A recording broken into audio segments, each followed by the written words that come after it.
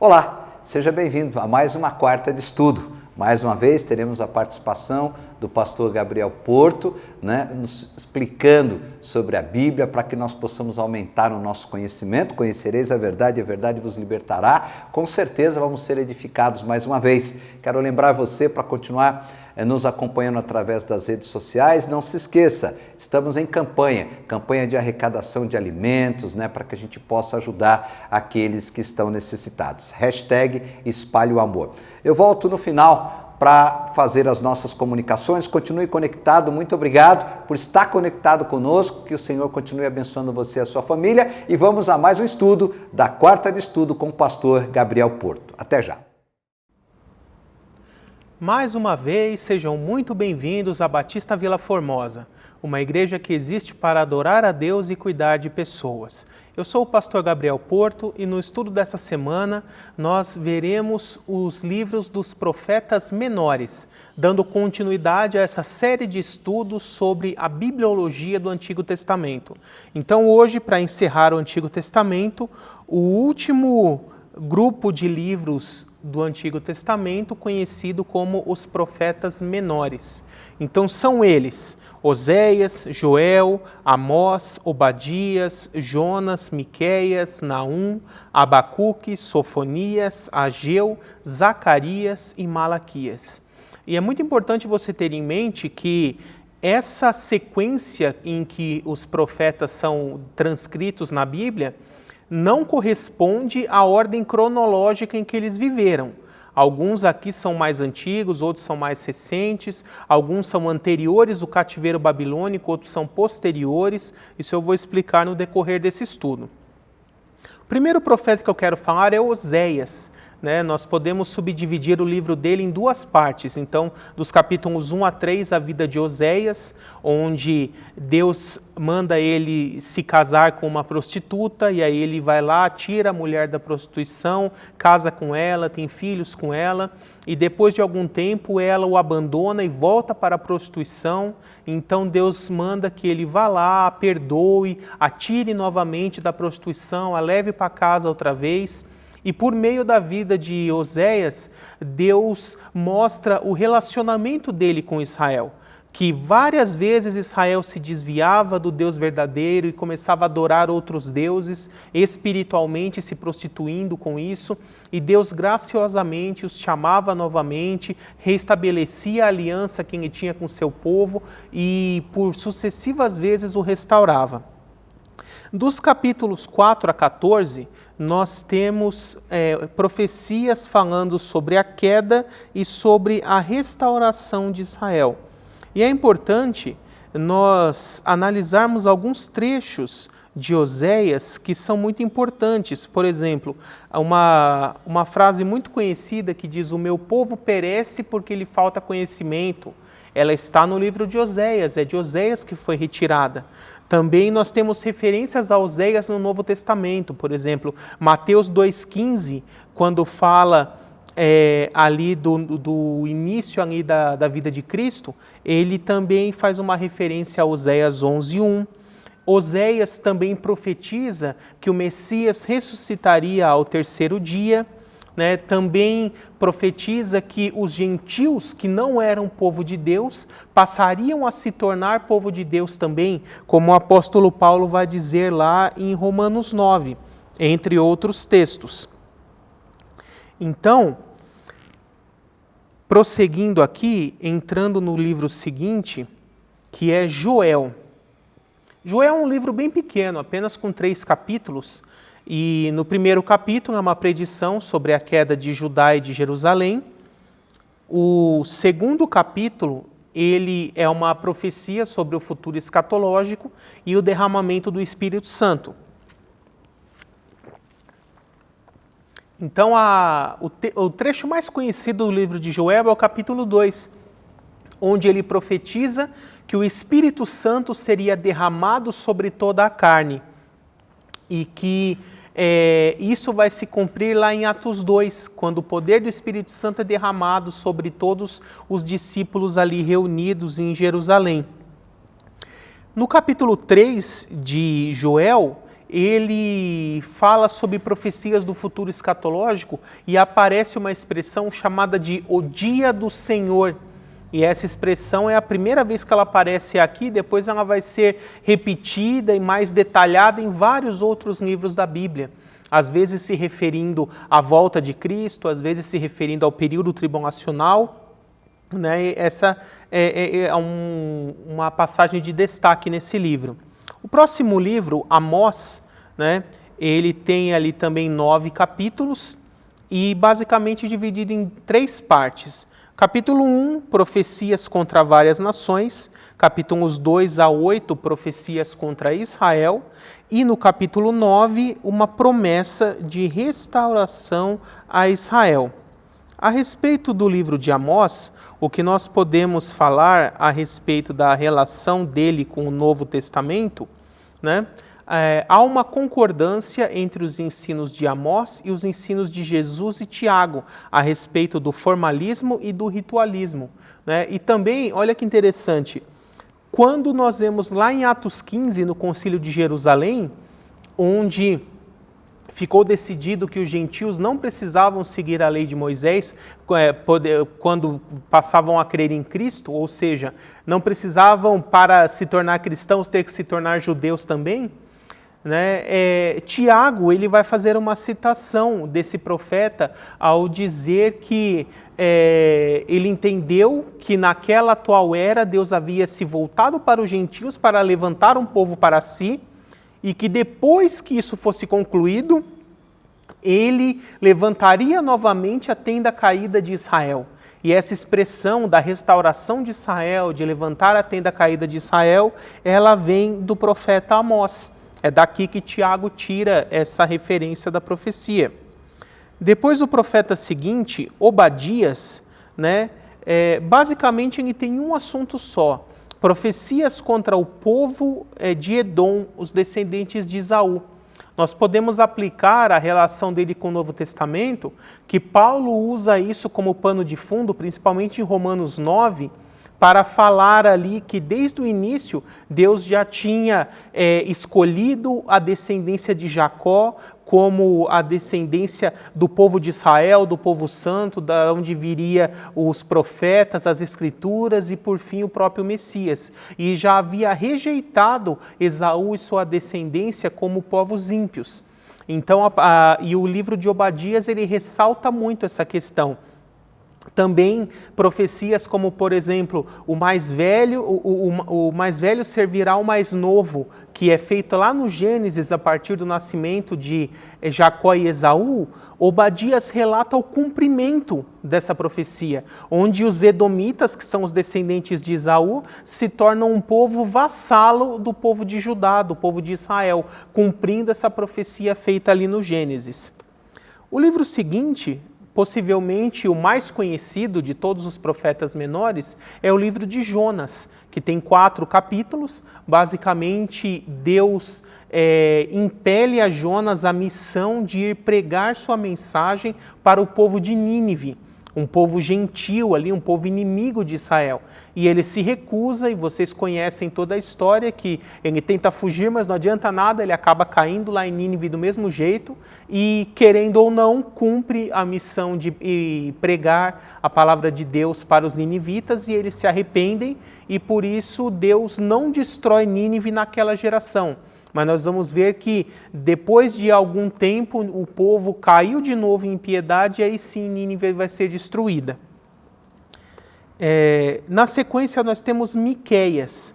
Miqueias, ele começa ali no capítulo 1 com profecias contra Samaria e Jerusalém. Então lembre-se, Samaria é capital do Reino do Norte, Jerusalém capital do Reino do Sul. O povo de Israel é dividido em 2 reinos. Então ele viveu nessa época do Império dividido.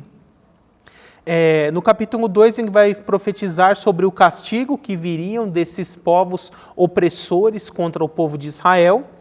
No capítulo 3 ele vai falar da repreensão aos líderes e aos profetas. E olha que interessante, o capítulo 4 de Miqueias, ele contém exatamente a mesma profecia que está registrada em Isaías 2, palavra por palavra. É uma profecia a respeito do reino messiânico. Então, como Miqueias viveu primeiro, tudo indica que Isaías pegou uma profecia de Miqueias e o transcreveu ali no capítulo 2 de seu livro, tá? E dos capítulos 5 a 7, Miqueias fala de outras profecias contra Israel. E mais uma vez, da mesma forma que nos outros livros, dentro de profecias com um contexto histórico, Deus vai revelando a respeito do Messias, da obra vindoura que seria realizada, do futuro escatológico. Por exemplo, aqui em Miqueias 5, é uma profecia contra Israel, contra Judá, ali o Reino do Sul. E aí, de repente, no verso 2, ele diz assim: mas tu, Belém Efrata, a menor cidade de todas as de Judá, de ti virá aquele cujas origens são desde os tempos da eternidade. Então aqui está a profecia de que o Messias, Jesus Cristo, nasceria em Belém. Está aqui no livro de Miqueias. Então perceba que mesmo os profetas menores têm profecias importantes para nós. Na sequência, eu posso falar aqui do livro de Naum. Lembra que eu falei de Jonas? Jonas, 150 anos antes da época de Naum, ele vai a Nínive, prega a mensagem de Deus e o povo se arrepende e por isso Nínive não é destruída. Mas depois Nínive cai em impiedade, volta a adorar deuses estranhos. Nínive fazia parte ali do Império Assírio.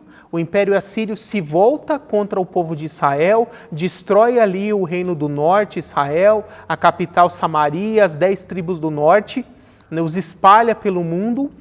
E como punição por ter se desviado da mensagem de Deus e por ter novamente se tornado um inimigo de Israel e atacado o povo de Israel, na geração de Naum, nós vimos que esse povo que antes tinha se arrependido, mas depois voltou ao erro, Naum profetiza a destruição de Nínive, e de fato ela ocorre, e Nínive é destruída totalmente e deixa de existir. Isso se cumpre ali no tempo de Naum. E como uma curiosidade para vocês, a relação ali de Naum com o Novo Testamento, apesar de nós não termos citações diretas de Naum no Novo Testamento, na época em que Naum viveu, a cidade onde ele nasceu, onde ele vivia, se chamava Eucose. Isso está bem no primeiro versículo de Naum. Mas quando Naum se torna um profeta, se escreve o livro de Naum e se torna mais conhecido pelo povo de Israel, aquela cidade, ela recebe um novo nome. Ela passa a se chamar Vila de Naum. E sabe como é vila em hebraico? É Cafar ou Kefar. Então, a cidade que nós ouvimos tantas vezes no Novo Testamento, onde Jesus viveu, chamada de Cafar Naum, ela tem esse nome porque em hebraico ela se chama Vila de Naum, porque foi a cidade em que Naum nasceu. E depois que Naum desenvolveu seu ministério profético, essa cidade foi rebatizada com o nome dele em sua homenagem. Então perceba que mesmo assim nós temos uma ligação aí de Naum, do profeta Naum, com textos bastante conhecidos do Novo Testamento. Na sequência, o próximo livro é o livro de Abacuque. Abacuque, ele significa abraço apertado, abraço forte. Esse é o significado do nome dele. O livro de Abacuque basicamente é um diálogo entre Deus e Abacuque, onde Deus afirma que todo pecado e toda injustiça serão punidos no devido tempo, de acordo com os propósitos de Deus, inclusive para os israelitas. Então, o livro de Abacuque, apesar de ser um livro pequenininho, ele é muito relevante para os nossos dias hoje. Porque veja a situação de Abacuque. Ele começa um diálogo com Deus, quase que pranteando e indignado, porque ele vê que na sua geração, nos seus dias naquele lugar, a injustiça e a corrupção imperavam ali. E ele ficava muito indignado porque a cada vez mais ele via os ímpios pecando, se corrompendo, fazendo coisas erradas, enganando, roubando, fazendo todo tipo de mal, e mesmo assim prosperando, ricos, poderosos e saudáveis. E ao mesmo tempo ele via os justos, aqueles que se mantinham fiéis a Deus, que buscavam a sua vontade, buscavam viver de forma honesta, pobres, miseráveis, sofrendo de doenças, fracos, isso aos olhos dele, né? E ele, indignado com essa situação, faz uma súplica, uma oração a Deus, questionando, por que Deus? Por que as coisas são assim?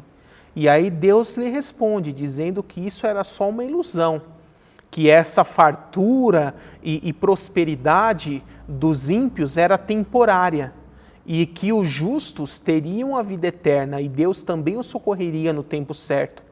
E uma frase que muita gente acha que foi o apóstolo Paulo que cunhou essa frase, mas na verdade ela é do profeta Abacuque, né? O justo viverá pela fé.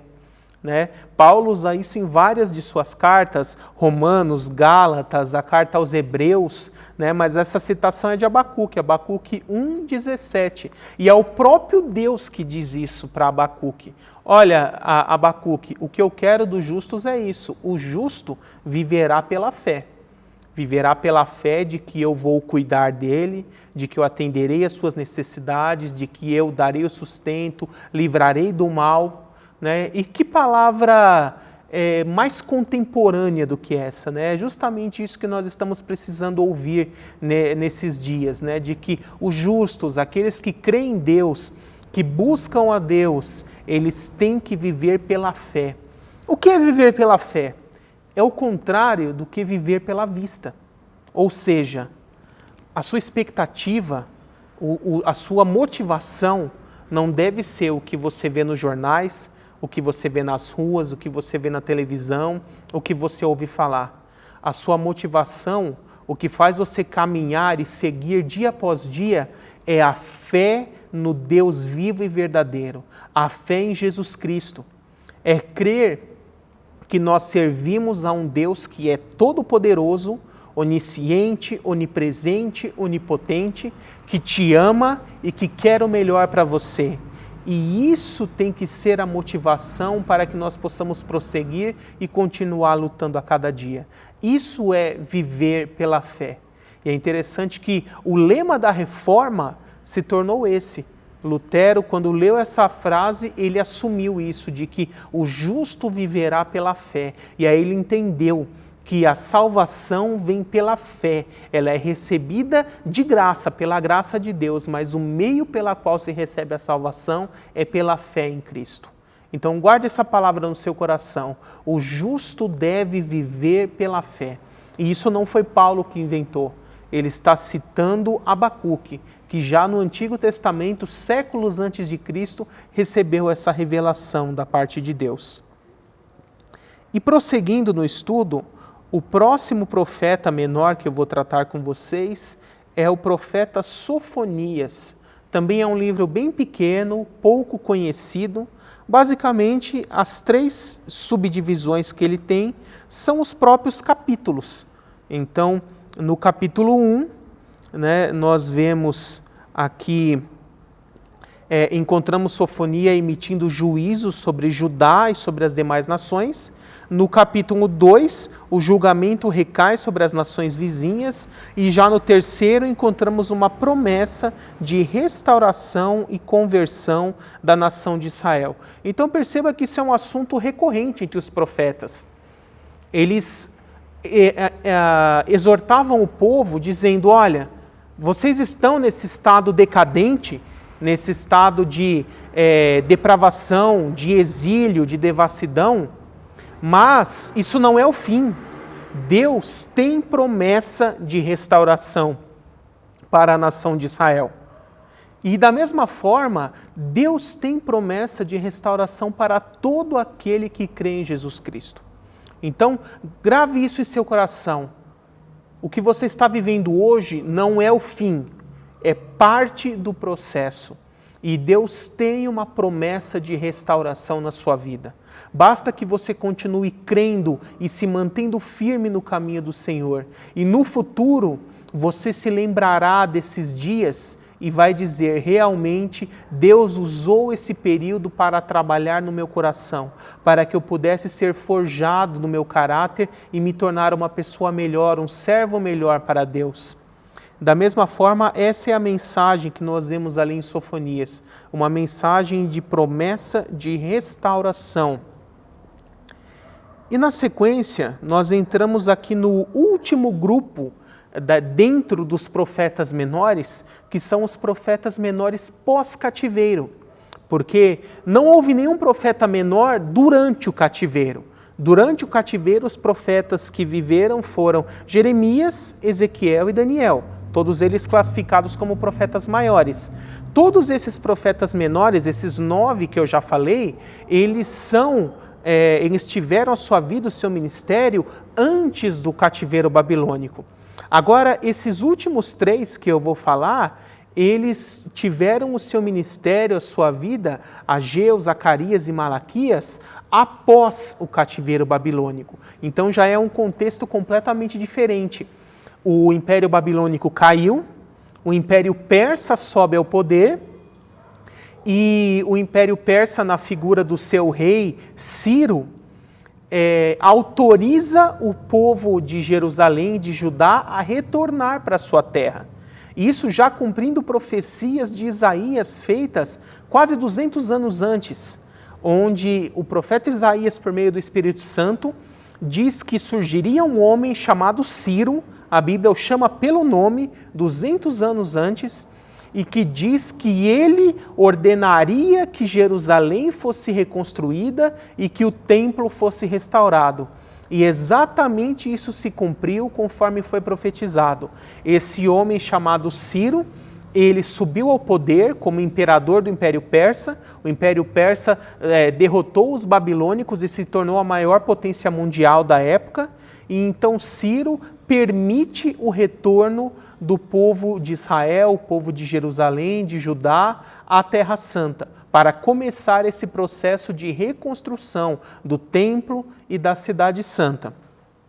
Então nós vemos ali no capítulo 1 de Ageu a reconstrução do templo, esse processo de reconstrução do templo, e é muito importante você entender que Ageu ele é contemporâneo de Esdras.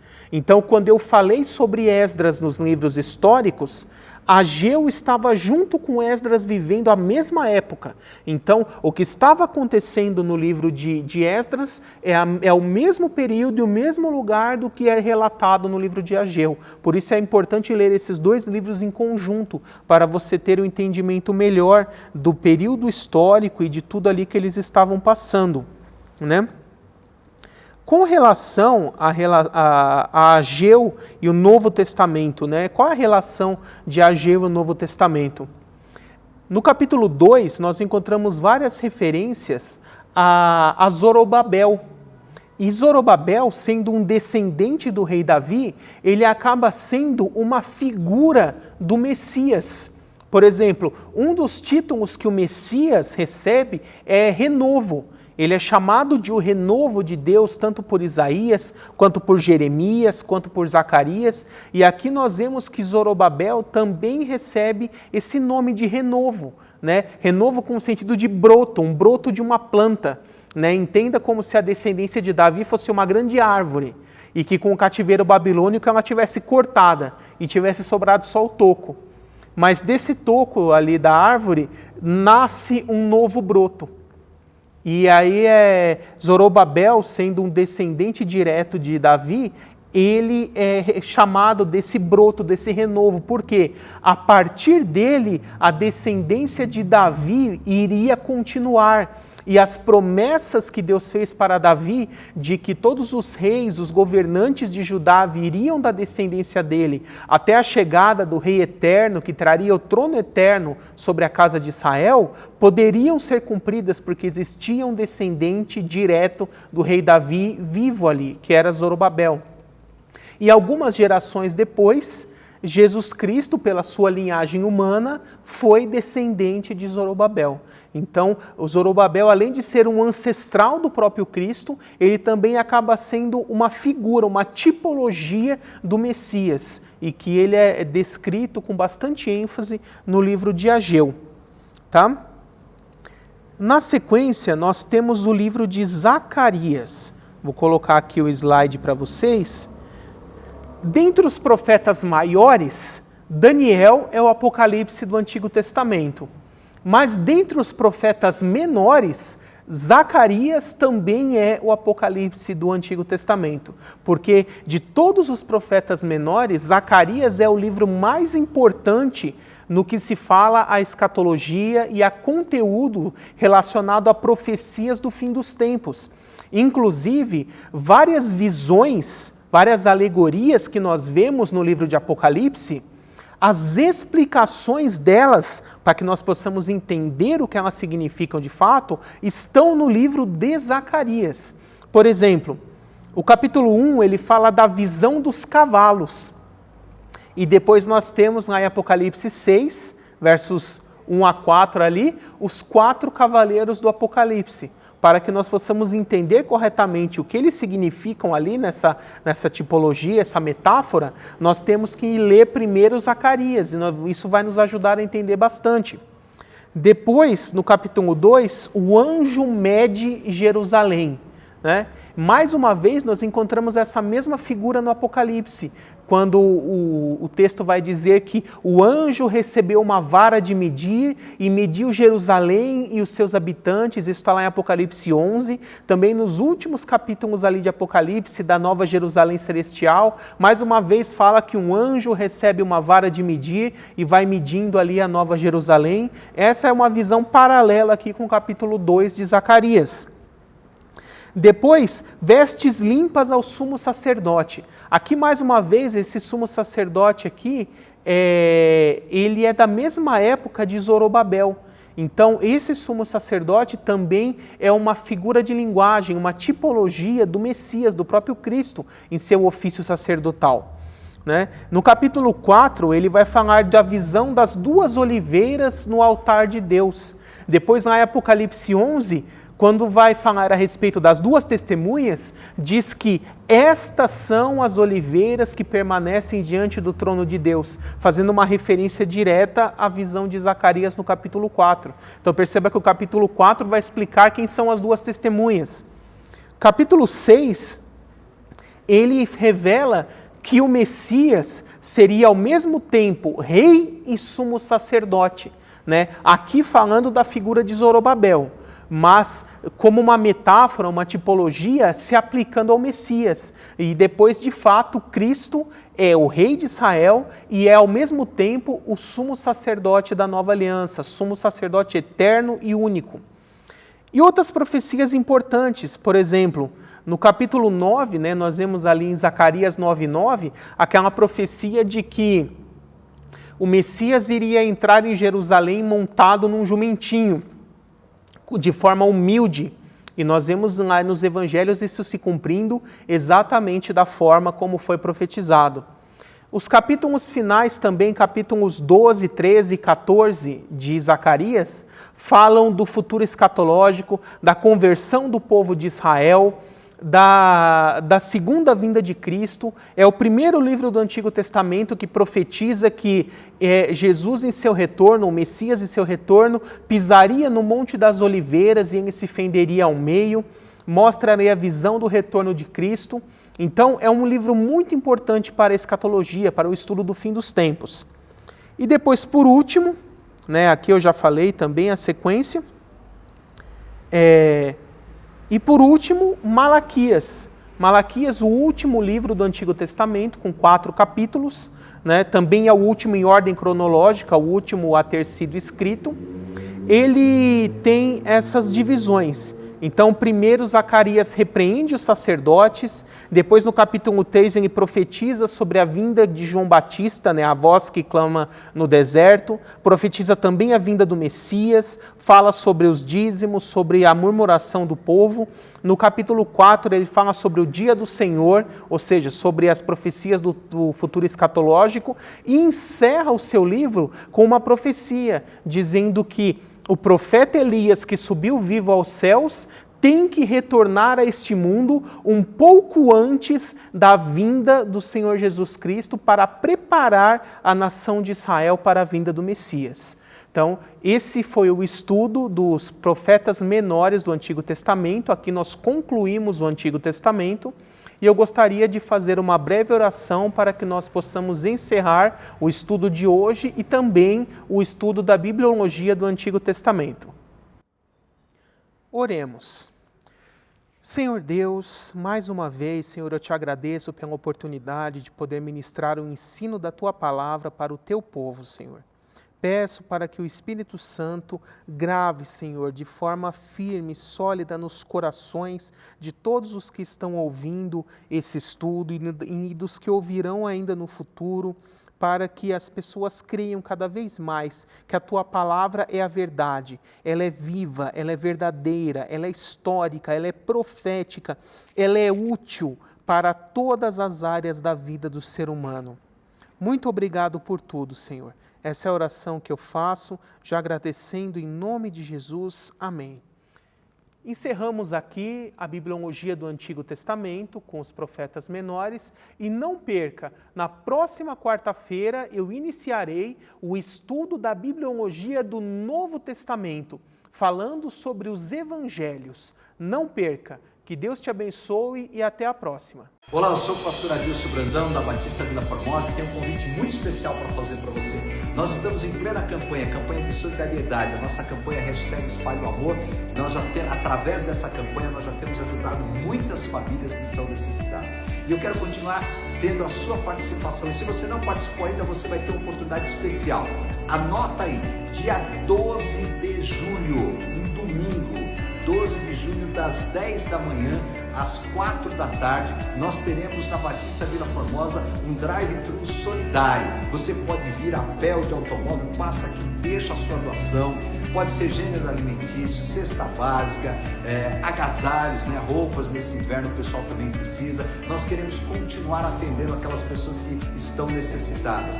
Vamos continuar participando dessa campanha, vamos poder abençoar pessoas através da sua doação. Nós já temos feito isso e eu quero muito que você participe, por isso nós decidimos organizar esse drive-thru solidário. Se você precisar de mais informação, está aí na tela o 0800. Se você precisa do endereço da nossa igreja, também está aparecendo aí na sua tela. Não deixe de participar. Vamos realmente abençoar aqueles que precisam. Conto com a sua participação, que Deus continue abençoando você e a sua família.